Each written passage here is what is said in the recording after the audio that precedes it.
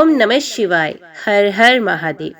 आज की वीडियो में आप सुनेंगे फाल्गुन मास महात्म्य के अध्याय 24 की कथा। सनंत कुमार जी बोले, हे महामुनि, शंखचूर्ण नाम का एक दैत्य था जिसका वध भगवान शिव ने स्वयं अपने हाथों से त्रिशूल मारकर किया था। अब मैं आपको उस शंखचूर्ण नामक दैत्य के विषय में बताता हूँ। हे मुने, आप ये जानते ही हैं कि विधाता के पुत्र मरीचि हुए हैं और उनके पुत्र महर्षि कश्यप हुए। मरीचि के पुत्र कश्यप मुनि बहुत ही धार्मिक प्रवृत्ति के संत थे।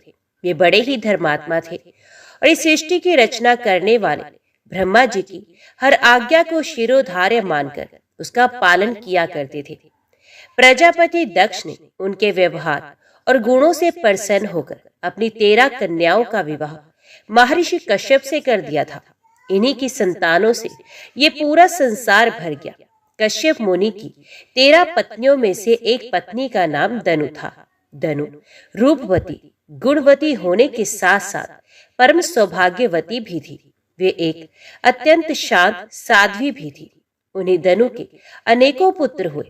उनका विप्रचित्ति नाम का पुत्र बहुत ही बलशाली और पराक्रमी था। उसका भी दंभ नाम का एक पुत्र हुआ।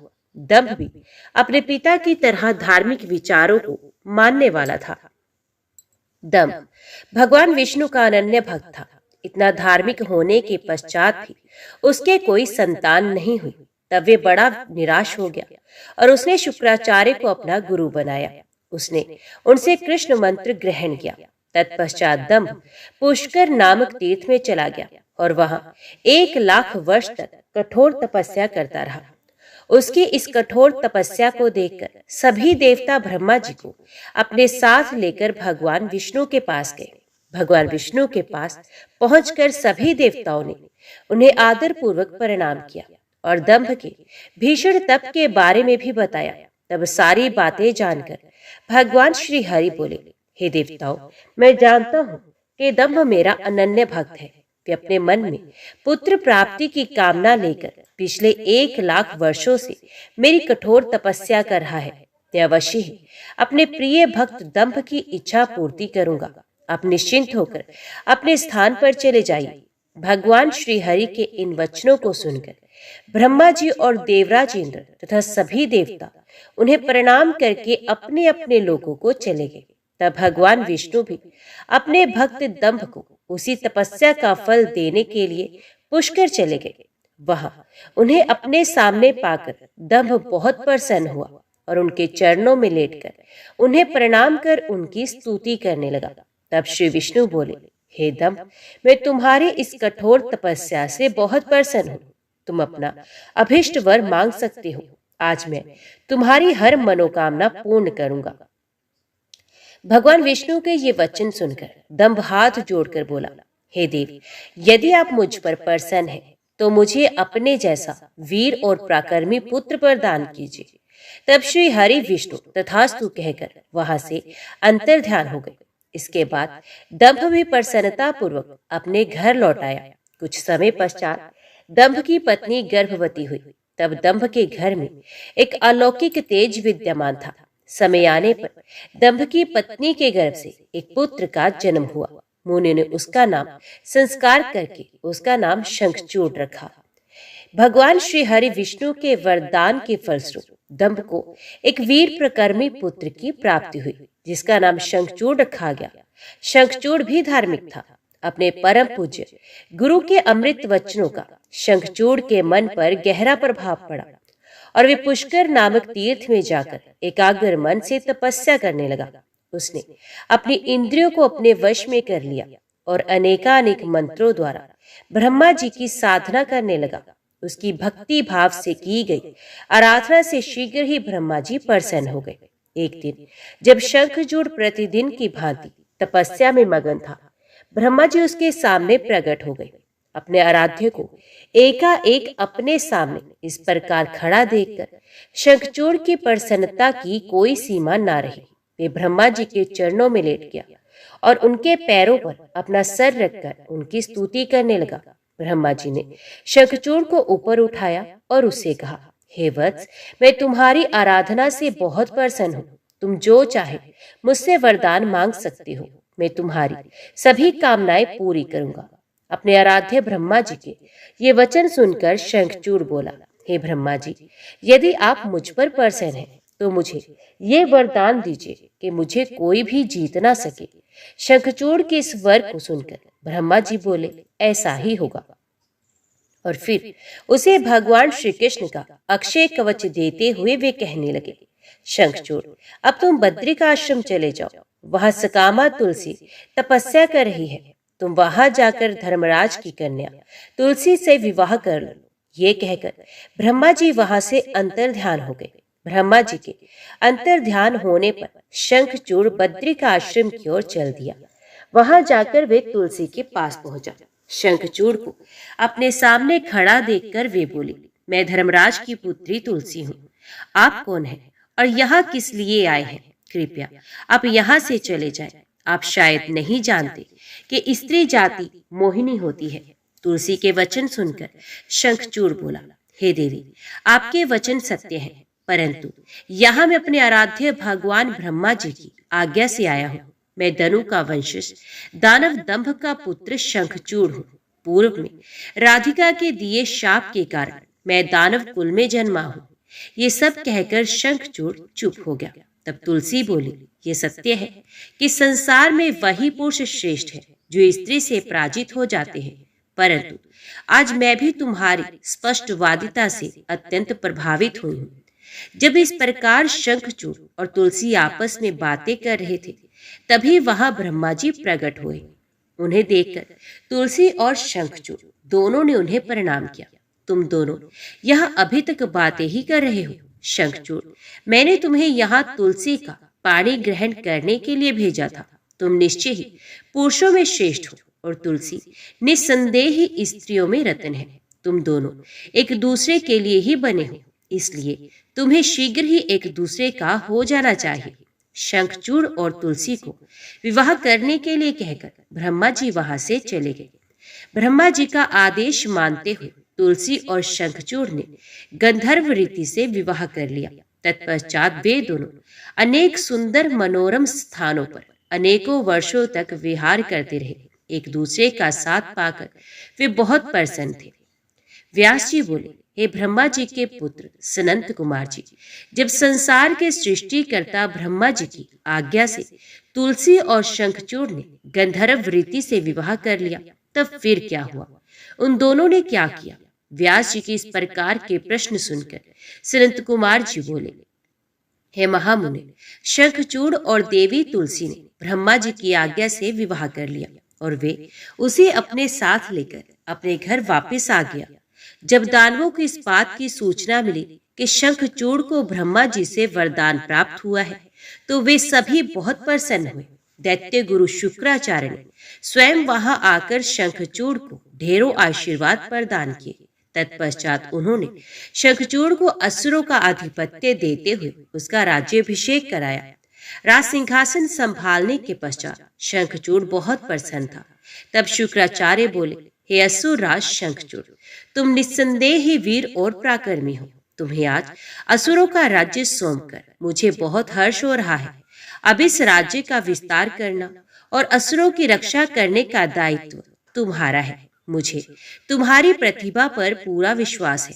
ये कहकर दैत्य गुरु शुक्राचार्य वहां से चले गए। उनकी आज्ञा शिरोधार्य कर शंखचूड़ राज्य करने लगा।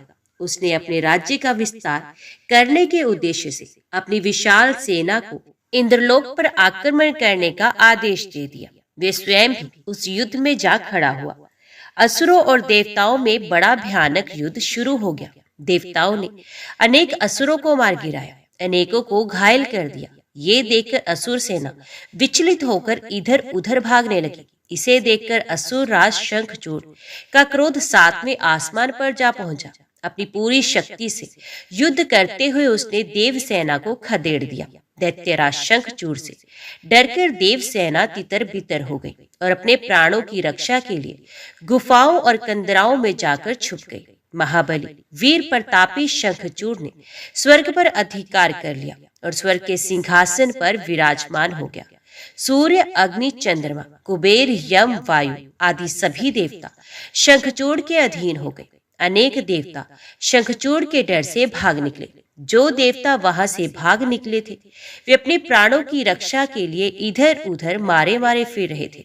जब उन्हें ये समझ नहीं आया कि अब वे क्या करें और कहाँ जाए, तब वे सब देवता मिलकर ऋषि मुनियों को साथ लेकर ब्रह्मा जी की शरण में गए। ब्रह्मा जी के पास पहुंचकर देवताओं ने उन्हें प्रणाम कर उनकी स्तुति की। तत्पश्चात उन्होंने शंखचूड़ के आक्रमण और स्वर्ग पर उसके आधिपत्य के बारे में सब कुछ ब्रह्मा जी को बता दिया।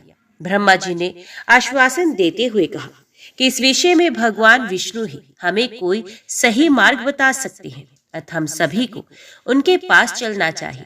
ये कहकर वे सब श्रीहरि से मिलने के लिए वैकुंठ लोक को चले गए। वैकुंठ लोक पहुंचकर देवराज इंद्र और ब्रह्मा जी सहित सभी देवताओं ने लक्ष्मीपति विष्णु जी की स्तुति की और उन्हें सारी बातों से अवगत कराया। देवताओं का दुख सुनकर विष्णु जी ने उन्हें ढांढस बंधाते हुए कहा, हे देवताओं, आप इस प्रकार दुखी न हो। मैं शंखचूड़ के बारे में सभी कुछ जानता हूँ। पहले वे मेरा अनन्य भक्त था। इस बारे में हमें देवादिदेव महादेव जी से विचार विमर्श करना चाहिए, क्योंकि वे ही इस समस्या का सही समाधान बता सकते हैं। ये कहकर वे ब्रह्मा जी और अन्य देवताओं को अपने साथ लेकर शिव लोक की ओर चल दिया। सनंत कुमार जी बोले, हे व्यास जी, इस प्रकार ब्रह्मा जी और अन्य देवताओं को अपने साथ लेकर विष्णु जी भगवान शिव से मिलने के लिए शिवलोक पहुंचे। वहां शिवलोक में भगवान शिव के सभी गण उन्हें घेर कर खड़े थे। भगवान शिव अपनी प्रिय देवी पार्वती के साथ सिंहासन पर बैठे थे। भगवान शिव ने अपने शरीर पर भस्म धारण की थी। उनके गले में रुद्राक्ष की माला थी। त्रिनेत्रधारी भगवान शिव शंकर देवी पार्वती के साथ बैठे वहां अद्भुत शोभा पा रहे थे। उनका ये अद्भुत और दिव्य रूप देखकर भगवान विष्णु, ब्रह्मा जी, देवराज इंद्र सहित अन्य सभी देवताओं को बहुत प्रसन्नता हुई। उन्होंने देवादिदेव कृपा निधान भगवान शिव को हाथ जोड़कर प्रणाम किया और भक्ति पूर्वक उनकी स्तुति करना आरंभ कर दिया। देवता बोले, हे करुणा निधान, हे भक्त वत्सल भगवान शिव, आप सर्वेश्वर हैं, आप परम ज्ञानी हैं, आप सब कुछ जानने वाले हैं। प्रभु, आपकी आज्ञा से ही इस संसार में हर कार्य होता है। आपकी आज्ञा के बिना एक पत्ता भी नहीं हिलता। भगवान, आप तो सब कुछ जानते हैं। हे भक्त वत्सल, आप सदा ही अपने भक्तों की रक्षा करते हैं और उनकी सभी इच्छाओं को पूरा कर उनके अभिष्ट कार्यों को पूरा करते हैं। भगवान, हम इस समय बड़े दुखी होकर अपने प्राणों की रक्षा के लिए आपकी शरण में आए हैं। दानवराज दंभ के पुत्र शंखचूड़ ने बलपूर्वक हमारे राज्य पर अपना अधिकार कर लिया है। उसने अनेक देवताओं को अपना बंदी बना लिया है और देवसेना को घायल कर कईयों को मौत के घाट उतार दिया है। किसी तरह हम अपनी जान बचाकर वहां से भाग निकले हैं। भगवान, आप अपने भक्तों के रक्षक हैं। हम आपकी शरण में आए हैं। आप हम दुखियों के दुख को दूर कीजिए। उस शंखचूड़ नामक दैत्य ने हमारा जीना मुश्किल कर दिया है। आप उसको दंड देकर हमें मुक्त कराइए और हमारा उद्धार कीजिए। ये कहकर सब देवता चुप होकर हाथ जोड़कर खड़े हो गए। हे महामुनि, इस प्रकार देवताओं की करुण प्रार्थना और अनुन्य विनय सुनकर त्रिलोकीनाथ भगवान शिव बोले, हे श्रीहरि, हे ब्रह्मा जी और अन्य सभी देवताओं, मैं दैत्यराज शंखचूड़ के विषय में सब कुछ जानता हूँ। असुरा शंखचूड़ भले ही देवताओं का शत्रु एवं प्रबल विरोधी हो गया हो, परंतु वे अभी भी धार्मिक है और सच्चे हृदय से धर्म का पालन करता है। परंतु फिर भी तुम लोग मेरे पास मेरी शरण में आए हो और शरणागत की रक्षा करना सभी का कर्तव्य है। इसलिए मैं तुम्हारी रक्षा करने का वचन देता हूँ। तुम अपनी व्यर्थ की चिंताएं त्याग दो और प्रसन्न होकर अपने अपने स्थान पर लौट जाओ। मैं निश्चय ही शंखचूड़ का संहार करके उसके द्वारा दिए गए कष्टों से तुम्हें मुक्ति दिलाकर तुम्हारा स्वर्ग का राज्य तुम्हें वापस दिलाऊंगा। भगवान शिव जब इस प्रकार से देवताओं को शंखचूड़ के वध का आश्वासन दे ही रहे थे, तभी उनसे मिलने के लिए राधा के साथ श्री कृष्ण वहां पधारे। भगवान शिव को प्रणाम करके वे प्रभु की आज्ञा से उनके पास ही बैठ गए। श्री कृष्ण और राधा ने महादेव जी की मन में बहुत स्तुति की जब भगवान शिव ने उनसे उनके आने का कारण पूछा, तब श्री कृष्ण बोले, हे कृपा निधान, हे दयानिधि, आप तो सब कुछ जानते हैं, आप ही इस जगत में स्नात हैं।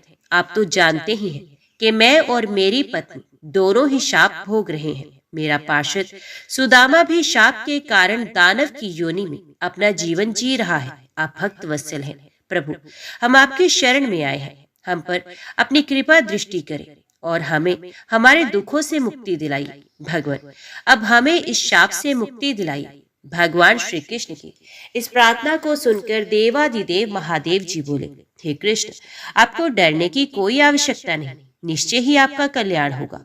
आप शाप के अनुसार 12 कल्प तक इस शाप को भोगने के पश्चात ही राधा सहित अपने निवास वैकुंठ लोक को प्राप्त होगे। आपका सुदामा नामक पार्षद इस समय दानव योनि में शंखचूड़ के रूप में सभी को दुख दे रहा है। इस समय वे देवताओं का प्रबल विरोधी और शत्रु है। देवताओं को उसने बहुत कष्ट दिया है, उनका राज्य छीनकर उन्हें बंदी बना लिया है। तब भगवान शिव बोले, मैं आपके दुखों और कष्टों को समझता हूँ, अब आपको चिंता करने की कोई आवश्यकता नहीं, अतः सब कुछ भुला दो। तब उन्होंने ब्रह्मा जी और श्री हरि विष्णु को आदेश दिया कि वे वहां से जाकर अन्य देवताओं को समझाएं कि वे निश्चिंत हो जाए। मैं उनकी इच्छा अवश्य पूरी करूंगा और उन्हें शंखचूड़ के भय से मुक्त कराऊंगा। भगवान शिव के ये अमृत वचन सुनकर श्री कृष्ण और राधा ब्रह्मा जी सहित श्री हरि विष्णु को बहुत संतोष हुआ। तब वे उन्हें हाथ जोड़कर प्रणाम करने लगे। तत्पश्चात भगवान शिव से आज्ञा लेकर सभी प्रसन्नता पूर्वक अपने अपने स्थान को चले गए। व्यास जी बोले, हे ब्रह्मा पुत्र सनंत कुमार जी, जब देवादिदेव महादेव जी ने ब्रह्मा विष्णु और देवराज इंद्र सह श्री कृष्ण को शंखचूड़ के वध का आश्वासन दिया, तब सब देवता प्रसन्न होकर उनसे विदा लेकर अपने अपने धाम को चले गए। तब आगे क्या हुआ, भगवान शिव ने क्या किया? व्यास जी का प्रश्न सुनकर सनंत कुमार जी बोले, हे महामुनि, भगवान शिव के आश्वासन देने पर कि वे असुर शंखचूड़ का वध करेंगे, सभी देवता अपने अपने स्थान को चले गए। तब भगवान शिव ने विचार किया, क्या किया जाना चाहिए। तत्पश्चात उन्होंने गंधर्व राज चित्ररथ पुष्पदंत को स्मरण किया। स्मरण करते ही पुष्पदंत तुरंत वहां शिवजी के सामने उपस्थित हो गए। पुष्पदंत ने हाथ जोड़कर महादेव जी को प्रणाम किया और उनकी स्तुति की। तत्पश्चात पुष्पदंत हाथ जोड़कर बोले, हे देवादिदेव, कृपा निधान, करुणा निधान, मेरे लिए क्या आज्ञा है? मैं आपकी आज्ञा शिरोधार्य कर उसे यथाशीघ्र ही पूरा करूंगा।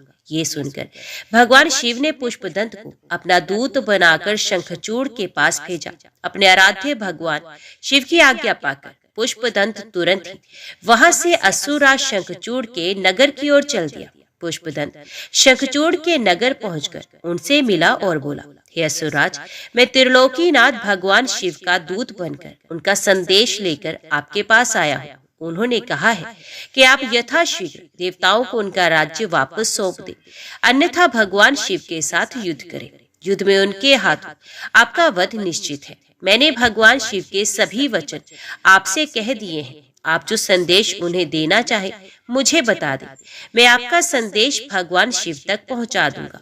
पुष्पदंत नामक दूत की बातें सुनकर असुरराज शंखचूड़ बोला, हे मूर्ख दूत, क्या तुम मुझे बेवकूफ समझते हो? जाकर अपने स्वामी से कह दो कि मैं देवताओं को उनका राज्य वापस नहीं दूंगा। मैं वीर हूँ, युद्ध से नहीं डरता। अब शिव और मेरा सामना युद्ध भूमि में ही होगा। असुरराज शंखचूड़ के ऐसे वचन सुनकर पुष्पदंत मन ही मन क्रोध की सारी सीमाएं पार कर गया, परंतु अपने स्वामी की आज्ञा के बिना वे कुछ नहीं करना चाहता था, इसलिए चुपचाप वापस शिवजी के पास लौट आया।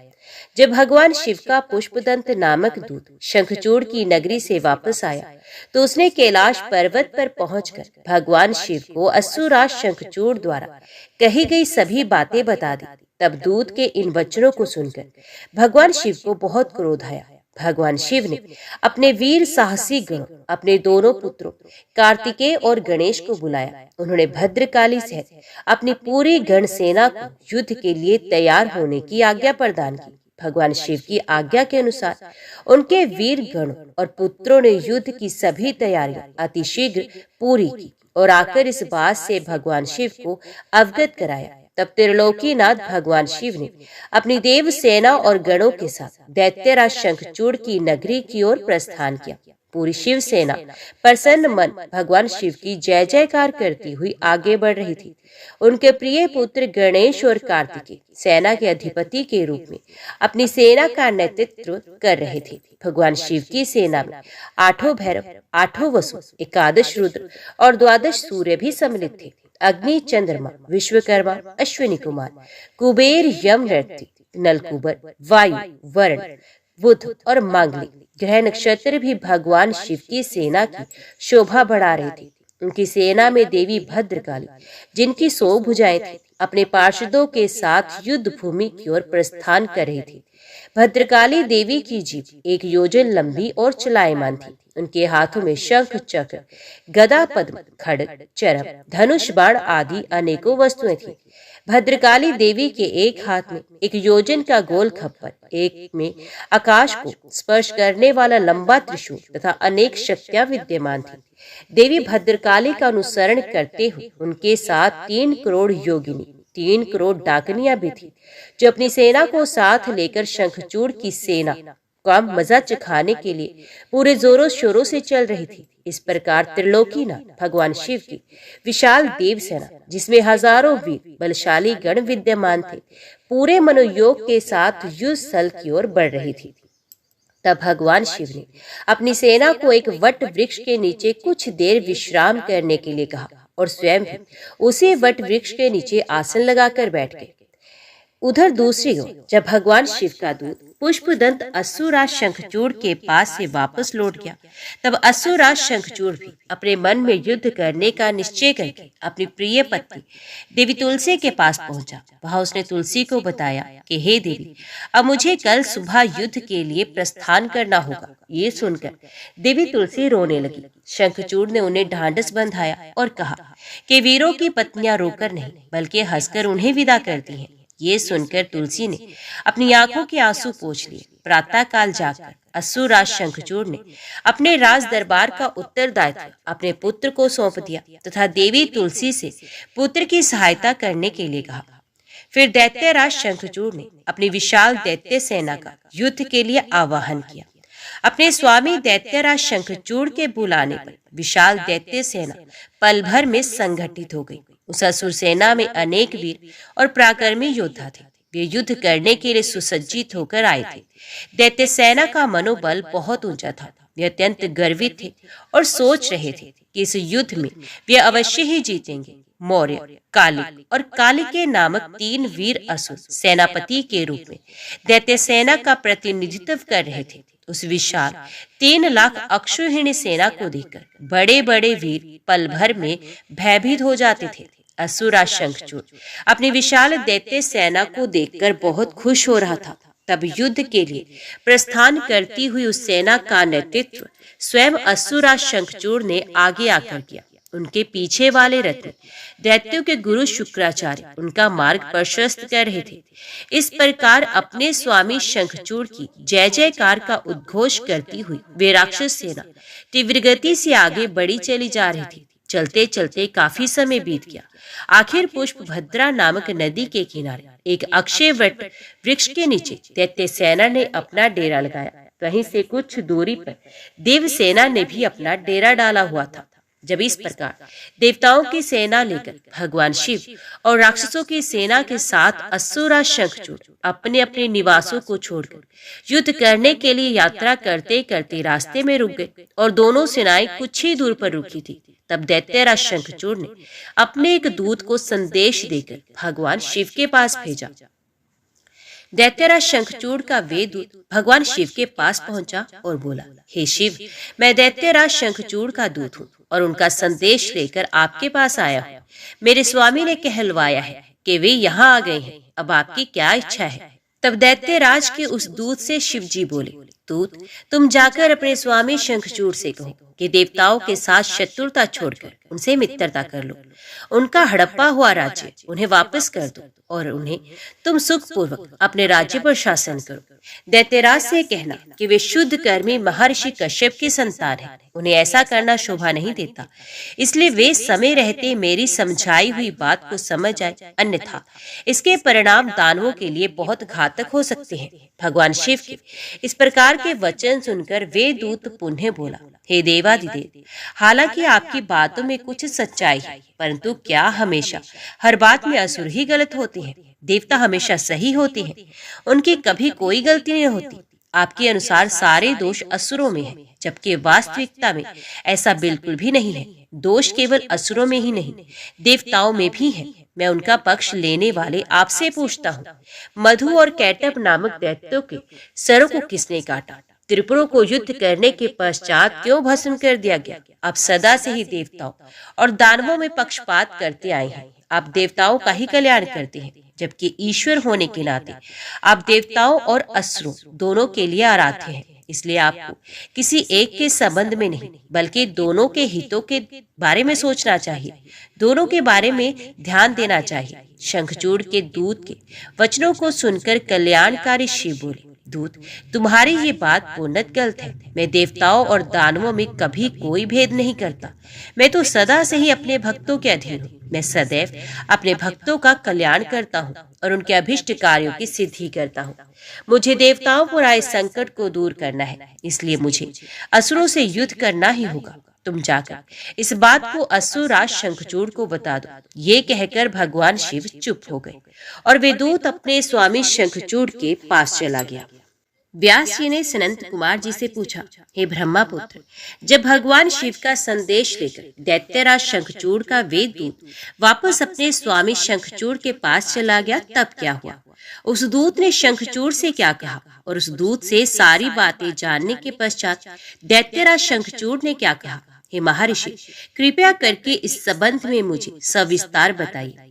व्यास जी के प्रश्न को सुनकर सनंत कुमार जी बोले, हे महामुनि, उस दूत ने अपने स्वामी शंखचूड़ के पास जाकर उसे भगवान शिव से हुई सारी बातें बताई। शिव जी की कही बातें सुनकर शंखचूड़ और अधिक क्रोधित हो उठा और उसने अपनी विशाल दैत्य सेना को तुरंत युद्ध के लिए चलने की आज्ञा प्रदान की। दूसरी ओर भगवान शिव ने भी अपने गणों और देवताओं को युद्ध भूमि की ओर प्रस्थान करने के लिए कहा। देवताओं और दानवों दोनों की सेनाएं पूरे जोश और साहस के साथ लड़ने हेतु तत्पर होकर आगे बढ़ने लगी। दानवों की सेना में सबसे आगे शंखचूड़ था और दूसरी ओर देव सेना में त्रिलोकीनाथ भगवान शिव सबसे आगे चल रहे थे।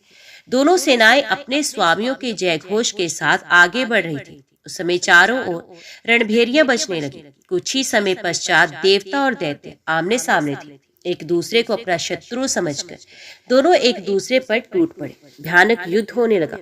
हर ओर मार काट, चीख पुकार मची हुई थी। युद्ध का दृश्य अत्यंत हृदय विदारक था। भगवान श्री हरि विष्णु के साथ दंभ, कलासुर के साथ कालका, गोकर्ण के साथ हुताशन, तो कालिंबिक के साथ वरुण देव का युद्ध होने लगा। सब युद्ध करने में मगन थे, परंतु भगवान शिव तथा देवी भद्रकाली अभी तक ऐसे ही बैठे थे। उन्होंने युद्ध करना शुरू नहीं किया था।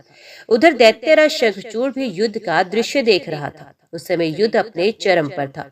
दोनों सेनाएं घमासान युद्ध कर रही थी। सभी बड़ी वीरता से लड़ रहे थे और युद्ध में अनेक प्रकार के आयुधों का प्रयोग हो रहा था। कुछ ही देर में पृथ्वी कटे मरे और घायल योद्धाओं से पट गई। हे व्यास जी, इस प्रकार देवताओं और दानवों में बड़ा भयानक विनाशकारी युद्ध चल रहा था। धीरे धीरे दानव देवताओं पर भारी पड़ने लगे। तब देवता अत्यंत भयभीत होकर अपनी रक्षा हेतु इधर उधर भागने लगे। कुछ देवता भागकर देवादिदेव भगवान शिव की शरण में आए। तब वे देवता बोले, प्रभु हमारी रक्षा करें। असुर सेना परास्त होने के बजाय हम पर हावी होती जा रही है। यदि शीघ्र ही कुछ नहीं किया गया तो हम अवश्य मारे जाएंगे।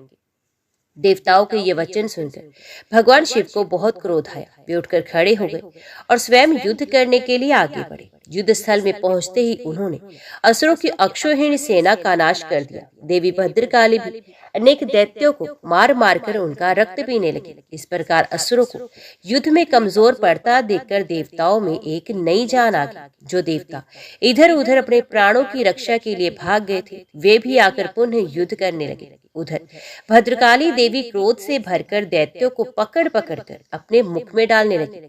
सकंद ने अपने बाणों से करोड़ों दानवों को मौत के घाट उतार दिया। ये देखकर असुर सेना भयभीत होकर अपने प्राणों की रक्षा करने हेतु इधर उधर भागने लगी। असुर सेना को इस प्रकार तितर बितर होते देखकर दानवराज शंखचूड़ क्रोधित होकर स्वयं युद्ध में कूद पड़ा। उसने अपने हाथों में धनुष बाण उठाया और भयानक बाणों की वर्षा करना आरंभ कर दिया। देखते ही देखते शंखचूड़ ने देवसेना के अनेकों सैनिकों का संहार कर दिया। ये देखकर सकंद देव आगे बढ़े और शंखचूड़ को ललकारने लगे। शंखचूड़ ने क्रोधित होकर सकंद पर पलटकर वार किया। उसने सकंद का धनुष काट दिया और पूरी शक्ति से सकंद की छाती पर प्रहार किया। फलस्वरूप सकंद मूर्छित होकर जमीन पर गिर पड़े। कुछ ही देर बाद सकंद उठकर खड़े हो गए और उन्होंने अपने बाण से शंखचूड़ के रथ में छेद कर दिया। यही नहीं, सकंद ने शंखचूड़ का कवच, किरीट आदि कुंडल भी गिरा दिए।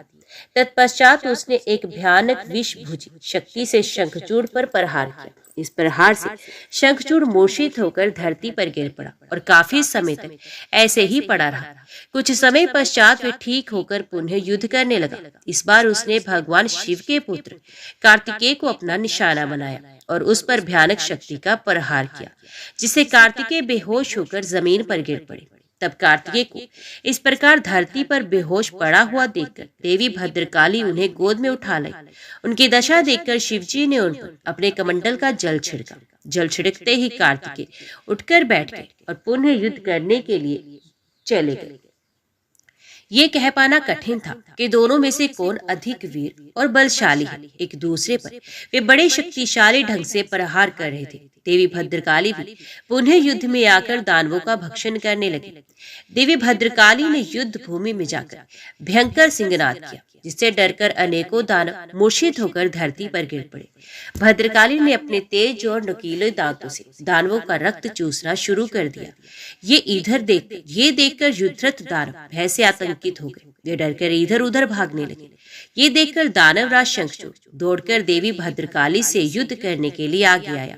शंखचूड़ को सामने खड़ा देखकर भद्रकाली ने परले अग्नि के समान भयंकर बाणों की वर्षा करना शुरू कर दिया, परंतु शंखचूड़ ने वैष्णव नामक अस्त्र से उस वर्षा को शांत कर दिया। देवी भद्रकाली ने उसके जवाब में नारायण अस्त्र चलाया, परंतु शंखचूड़ हाथ जोड़कर उस अस्त्र को प्रणाम करने लगा, जिससे वे नारायण अस्त्र वहीं पर शांत हो गया। दैत्यराज शंखचूड़ अपने भयानक बाणों से देवी पर प्रहार करता और देवी उन असंख्य बाणों को अपने विकराल दाढ़ों से चबा जाती। इस प्रकार देवी और शंखचूड़ में भयानक युद्ध होने लगा। तभी क्रोधित भद्रकाली ने पाशुपात नामक ब्रह्मास्त्र उठा लिया, परंतु तभी आकाशवाणी हुई, कभी दैतेंद्र की मृत्यु का समय नहीं आया है और इसकी मृत्यु आपके हाथों से नहीं लिखी है। तब देवी ने पाशुपात अस्त्र को वापस कर दिया और उसे काटने के लिए दौड़ी। ये देखकर असुरराज ने रौद्रास्त्र चलाकर उनकी गति को कम किया। तब भद्रकाली ने असुरराज द्वारा प्रयोग की गई सारी शक्तियों को तहस नहस कर दिया और आगे बढ़कर शंखचूड़ की छाती पर अपने मुक्के का जोरदार प्रहार किया। इस प्रहार से शंखचूड़ बेहोश होकर धरती पर गिर पड़ा, लेकिन कुछ ही देर पश्चात पुनः उठकर वे भद्रकाली देवी से युद्ध करने लगा। तब देवी ने उसे कसकर पकड़ लिया और चारों ओर घुमाकर धरती पर फेंक दिया। शंखचूड़ कुछ समय तक ऐसे ही पड़ा रहा। तब देवी ने अन्य दानवों का वध करना शुरू कर दिया। शंखचूड़ चुपचाप उठा और जाकर अपने रथ पर धीरे से बैठ गया। व्यास जी बोले, हे ब्रह्मापुत्र सनंत कुमार जी, जब देवी भद्रकाली द्वारा युद्ध में घायल होकर शंखचूड़ पुनः अपने रथ पर जाकर बैठ गया, तब क्या हुआ? भगवान शिव ने जो उस युद्ध में असुरराज शंखचूड़ का वध करने के लिए ही आए थे, उन्होंने क्या किया? कृपया कर मुझे इस कथा को विस्तार से सुनाइए। व्यास जी की इस जिज्ञासा को शांत करते हेतु सनंत कुमार जी ने कहना आरंभ किया। हे महामुनि, जब देवी भद्रकाली ने असुरराज शंखचूड़ को उठाकर बलपूर्वक जमीन पर पटक दिया, तो कुछ समय तक शंखचूड़ इसी प्रकार से धरती पर पड़ा रहा, मानो मूर्छित हो गया हो। तब देवी जाकर दानवों पर परले की भांति टूट पड़ी। दूसरी ओर कुछ देवताओं ने भगवान शिव के पास जाकर उन्हें भद्रकाली और शंखचूड़ के इस भयानक युद्ध के बारे में बताया। ये सारी बातें सुनकर त्रिलोकीनाथ भगवान शिव स्वयं युद्ध करने के लिए आगे बढ़े। जब कल्याणकारी सर्वेश्वर देवादिदेव भगवान शिव अपने वाहन नंदीश्वर चढ़कर आरूढ़ होकर युद्ध स्थल में पधारे और उन्हें देखकर असुरराज शंखचूड़ ने उनका अभिवादन किया। तत्पश्चात शंखचूड़ अपने विमान पर चढ़ गया और भगवान शिव से युद्ध करने की तैयारी करने लगा। उसने अपना रक्षा कवच पहना और युद्ध करने के लिए अपने हाथ में धनुष बाण उठा लिया। वे पूरे उत्साह के साथ भगवान शिव पर दिव्यास्त्रों का प्रहार कर रहा था। इस प्रकार त्रिलोकीनाथ भगवान शिव और असुरराज शंखचूड़ का भयानक युद्ध 100 वर्षों तक चलता रहा। महावीर और पराक्रमी शंखचूड़ ने अनेक शक्तिशाली बाणों और असंख्य मायावी अस्त्रों शस्त्रों का प्रयोग शिवजी पर किया, परंतु परमेश्वर शिव ने उन सबको पल भर में काट दिया। भगवान शिव ने क्रोधित होकर उस पर पुनः प्रहार किया। ये देखकर शंखचूड़ ने चतुराई से काम लेते हुए मन में सोचा कि यदि मैं भगवान शिव के वाहन को ही नुकसान पहुंचा दूं, तो वे पल भर में जमीन पर आ गिरेंगे और इस प्रकार मैं उन पर झपट कर उन्हें अपने वश में कर लूंगा। ये विचार मन में आते ही शंखचूड़ ने शिवजी के वाहन नंदीश्वर के सर पर तलवार से वार किया, परंतु देवादिदेव ने क्षणमात्र में ही उस तलवार के 2 टुकड़े कर दिए।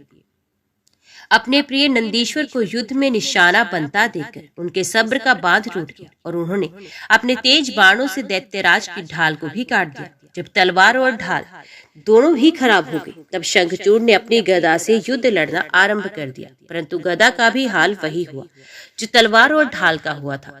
तभी देवी भद्रकाली वहां पहुंचकर राक्षसों को मारने काटने लगी। देखते ही देखते उन्होंने अनेकों वीर दैत्यों का संहार कर दिया, कई का रक्त चूस लिया और बहुतों को अपने मुख में डालकर जिंदा ही निगल लिया। अपनी विशाल दैत्य सेना का इस प्रकार सर्वनाश होता देखकर शंखचूड़ को अत्यधिक पीड़ा हुई। उसका दर्द तब और भी बढ़ गया जब उसने अपने साहसी वीर राक्षसों को प्राण बचाने के लिए जहां तहां भागते हुए देखा। अपनी विशाल सेना का इस प्रकार संहार होते देखकर असुरराज शंखचूड़ अत्यंत क्रोधित होकर निरंतर उन पर अस्त्रों का प्रहार करने लगा। तत्पश्चात उसने अपनी माया का प्रयोग करते हुए सभी देवताओं से देवादिदेव महादेव को भयभीत करने का प्रयास किया, परंतु इस जगत के स्वामी को इस प्रकार भला कोई डरा सकता है क्या? देवादिदेव महादेव जी उसकी माया से तनिक भी भयभीत नहीं हुई और उन्होंने शंखचूड़ पर अनेक दिव्य शक्तियों से प्रहार किया, जिनके फलस्वरूप शंखचूड़ की माया पल भर में ही विलुप्त हो गई। क्रोधित महादेव जी ने दैत्येंद्र का वध करने के लिए अपने हाथ में त्रिशूल उठा लिया। जैसे ही वे त्रिशूल का प्रहार करने आगे बढ़े, तभी उन्हें एक आकाशवाणी सुनाई दी, जो कि सिर्फ शिवजी के लिए ही थी। आकाशवाणी बोली, हे कल्याणकारी शिव, आप तो सर्वेश्वर है, इस जगत के स्वामी हैं। आपकी आज्ञा के बिना तो इस जगत में कुछ हो ही नहीं सकता। भगवान, आप इस तुच्छ राक्षस का वध करने के लिए त्रिशूल का प्रयोग क्यों कर रहे हैं? इसे मारना आपके लिए बहुत ही आसान है। भगवान, आप तो सब वेदों के परम ज्ञाता है तथा सब कुछ जानते हैं। जब तक शंखचूड़ के पास भगवान विष्णु का कवच और पतिव्रता स्त्री है, तब तक शास्त्रानुसार ये अवध्य है। आकाशवाणी सुनते ही भगवान शिव ने अपने त्रिशूल को तुरंत ही रोक दिया और मन में श्री हरि विष्णु का स्मरण किया। श्री हरि अगले ही क्षण हाथ जोड़े उनके सामने उपस्थित हो गए। तब शिवजी ने विष्णु जी को इस संकट को दूर करने का आदेश दिया। भगवान विष्णु ने तुरंत एक ब्राह्मण का वेश धारण किया और भिक्षा मांगने के लिए दैत्यराज शंखचूड़ के पास पहुंच गए। वहां पहुंचकर विष्णु जी ने भिक्षा मांगी। तब शंखचूड़ ने पूछा, हे ब्राह्मण देव, आपको क्या चाहिए? मैं अवश्य ही दूंगा, परंतु पहले ये बताइए कि सही कि आप है कौन, आप चाहते क्या है? तब ब्राह्मण का रूप धारण किए हुए विष्णु जी बोले, पहले प्रतिज्ञा करो कि मैं जो मांगूंगा तुम मुझे दोगे। इस प्रकार जब शंखचूड़ ने ब्राह्मण को उसकी इच्छित वस्तु देने का वचन दे दिया, तब विष्णु जी ने उससे उसका कवच मांग लिया। कवच लेने के पश्चात वे ब्राह्मण के रूप में दैत्यराज की पत्नी देवी तुलसी के पास पहुंच गए। मायावी विष्णु जी देवताओं के कार्य को पूरा करने के लिए देवी तुलसी के साथ भक्ति प्रवृत्त विहार करने लगे। दूसरी ओर जब भगवान शिव को अपनी दिव्य अलौकिक शक्ति द्वारा इस बात का ज्ञान हुआ कि शंखचूड़ की रक्षा करने वाला कवच और उसकी पतिव्रता स्त्री की शक्ति अब उसके हाथ साथ नहीं रही, तो तुरंत ही उन्होंने अपना विजय नामक त्रिशूल उठा लिया और पूरी शक्ति से उस त्रिशूल का प्रहार दैत्यराज पर किया। उस दिव्य त्रिशूल के प्रहार से पल भर में ही शंखचूड़ के प्राण पखेर उड़ गए।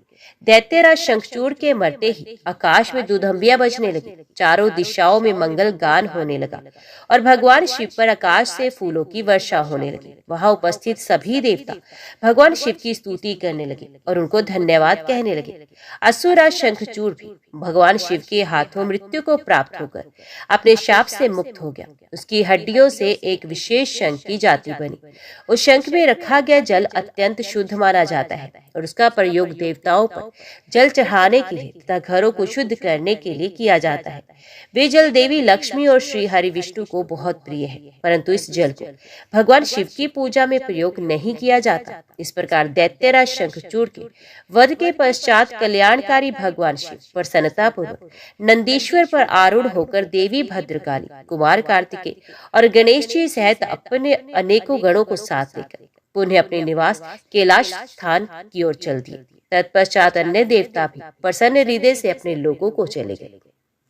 व्यास जी बोले, हे सनंत कुमार जी, भगवान विष्णु ने पतिव्रता तुलसी को किस प्रकार अपने अधीन कर लिया, किस प्रकार पतिव्रता धर्म का पालन करने वाली देवी तुलसी एकाएक धर्म से विमुख होकर अधर्म का आचरण करने लगी, कृपया कर इस कथा को भी मुझे बताइए। व्यास जी के प्रश्न को सुनकर सनंत कुमार जी बोले, हे महामुनि, देवताओं के हित का सदा ध्यान रखने वाले भगवान विष्णु ने अपने आराध्य भगवान शिव की आज्ञा पाकर उनके द्वारा बताए गए कार्य को पूर्ण करना अपना ध्येय माना। तब तुरंत वे ब्राह्मण का वेश धरकर शंखचूड़ से उसका कवच ले आए। तत्पश्चात वे अति शीघ्र दैत्यराज शंखचूड़ के नगर की ओर चल दिए। भगवान विष्णु ने तेतेंद्र के नगर के समीप पहुंचने से पहले ही अपना रूप बदल लिया। उन्होंने शंखचूड़ का रूप धारण किया। फिर वे देवी तुलसी के पास पहुंचे। अपने पति शंखचूड़ को सामने पाकर देवी तुलसी फूली नहीं समाई, वे उनके गले से लगी। उसकी आंखों से अश्रुधारा बही जा रही थी। उसने अपने स्वामी को सिंहासन पर बैठाकर उनके चरणों को धोया और युद्ध का समाचार पूछा। शंखचूड़ का रूप धारण किए हुए भगवान विष्णु बोले, हे प्रिय, युद्ध के मध्य में ही ब्रह्मा जी ने मेरे और भगवान शिव के बीच संधि करा दी, इसलिए मैं वापस आ गया हूँ। भगवान शिव भी वापस कैलाश पर्वत पर चले गए हैं। ये कहकर उन्होंने देवी तुलसी की जिज्ञासा को शांत कर दिया। तत्पश्चात शंखचूड़ भगवान विष्णु तुलसी के साथ आनंद पूर्वक रमण करने लगे, परंतु झूठ की हांडी रोज नहीं चढ़ती। एक दिन देवी तुलसी को ज्ञात हुआ कि उसके साथ रमण करने वाला उसका पति शंखचूड़ नहीं बल्कि कोई और है। ये पता चलते ही देवी तुलसी आत्मग्लानि से भर उठी। उन्हें स्वयं से घृणा होने लगी। वे क्रोध से वेश बदले श्री विष्णु पर फट पड़ी। उन्होंने श्री विष्णु से पूछा, तू कौन है? मुझे सच सच बता, क्यों तूने मुझ जैसी पतिव्रता स्त्री का पतिव्रत धर्म नष्ट कर दिया? मैं तुझे नहीं छोड़ूंगी। ये वचन सुनकर भगवान विष्णु ने भयभीत होकर अपने स्थान पर अपनी एक मूर्ति बना दी, ताकि देवी तुलसी उनके विषय में कुछ न जान पाए। परंतु तुलसी ने उनके परचिन्हों से विष्णु जी को पहचान लिया। तब गुस्से से उन्होंने भगवान विष्णु को शाप देते हुए कहा, हे विष्णु, लोग तुम्हें भगवान मानकर तुम्हारी पूजा करते हैं, पर वास्तव में तुम पूजा के योग्य नहीं हो। तुम तो सिर्फ पत्थर हो। तुम्हारे मन में दया भाव नाम की कोई वस्तु नहीं। तुमने मेरे अस्तित्व को भंग किया है और मेरे पति शंखचूड़ को मार डाला है। इसलिए मैं तुम्हें शाप देती हूँ कि तुम आज अभी से पत्थर के हो जाओगे। ये कहकर देवी तुलसी अत्यंत दुखी मन से रोने लगी। देवी तुलसी का दिया शाप सुनकर भगवान विष्णु भी दुखी हुए और भगवान शिव का स्मरण करने लगे। विष्णु जी की पुकार सुनकर भक्त वत्सल भगवान शिव वहां प्रकट हो गए। उन्हें देखकर देवी तुलसी और विष्णु जी ने हाथ जोड़कर प्रणाम किया। तब वे देवी तुलसी को समझाने लगे। उन्होंने तुलसी को समझाया कि देवी तुलसी, ये तो पूर्व निश्चित था। शंखचूड़ को मिले शाप के फलस्वरूप उसका जन्म दानव कुल में हुआ और इसी कारण उसे मेरे हाथों मृत्यु प्राप्त हुई। देवी, तुम्हारी मनोस्थिति मैं समझ सकता हूँ, परंतु ये संसार नश्वर है। अतः तुम अपने द्वारा की गई तपस्या का फल लो और इस शरीर को त्याग दो। मेरे आशीर्वाद के फलस्वरूप तुम्हें दिव्य देह की प्राप्ति होगी। तुम्हारी श्रीहरि में विशेष प्रीति होगी। इस शरीर को त्यागने के पश्चात जब तुम नया शरीर धारण करोगी तो तुम गंडकी नाम की नदी होगी और सभी के द्वारा पूजित होने के कारण प्रधान रूपा तुलसी के नाम से विख्यात होगी। चाहे स्वर्ग हो या पाताल या फिर पृथ्वी, तुम वनस्पतियों में श्रेष्ठ होगी तथा श्रीहरि की विशेष कृपा सदा तुम पर रहेगी। तुमने जो श्रीहरि को शाप दिया है वे भी अवश्य पूरा होगा। गंडकी के तट पर सदा भगवान विष्णु भी पाषाण के रूप में स्थित होंगे। तेज दांत वाले अनेक कीड़े उस शिला को छेद छेद कर उसमें चक्र बना देंगे। उस शिला को इस जगत में शालिग्राम के नाम से प्रसिद्धि मिलेगी। ये कहकर भगवान शिव अंतर ध्यान हो गए। तत्पश्चात देवी तुलसी ने अपना शरीर त्याग दिया और गंडकी नदी बन गई। तब श्री विष्णु ने भी उस नदी के तट पर पाषाण के रूप में निवास किया। ओम नमः शिवाय। हर हर महादेव।